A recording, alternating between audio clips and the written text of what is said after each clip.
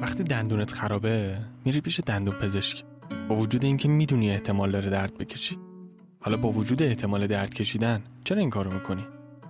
چون میدونی انجام این کار برای سلامتیت مفید و ضروریه. خیلی اوقات لازمه همین کارو برای سلامت روانیمون هم انجام بدیم. یعنی یه کاری کنیم که ممکنه در لحظه دردآور باشه، ولی در طولانی مدت برای سلامتی روحیمون مفید و ضروریه.